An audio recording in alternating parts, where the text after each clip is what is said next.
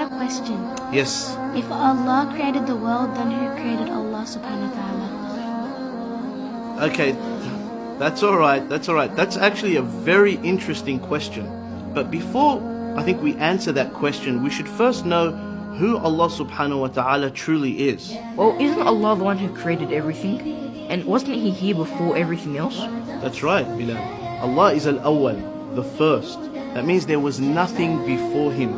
Allah subhanahu wa ta'ala is, was, and will always exist. So the question, who created Allah, doesn't make any sense, because the word Allah means the one who is uncreated. Sheikh, can you explain that a bit more? Okay, Muhammad, can you come to the front, please?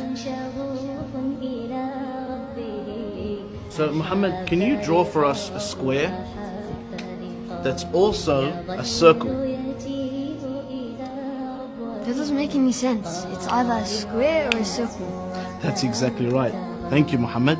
You can go to your seat now. So, asking the question, who created Allah, is like asking somebody to draw you a squared circle. It just doesn't make any sense. I get it now, Sheikh. There's a problem with the question. That's exactly right. The question doesn't make any sense. But that's not all.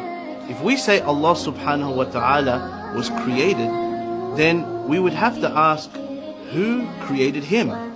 And then we would say, well then who created Him?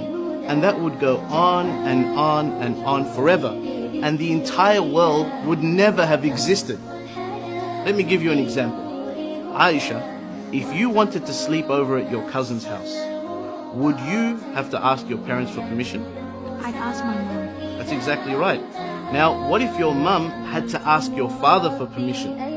And then your father had to ask his father for permission? And that goes on and on and on and on. Would you be able to go to your cousin's house?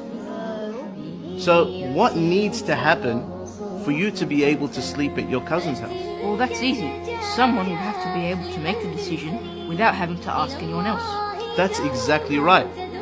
Likewise, the world would never have existed unless Allah had created it without relying on somebody else. If He had to rely on somebody else, this world would never have existed.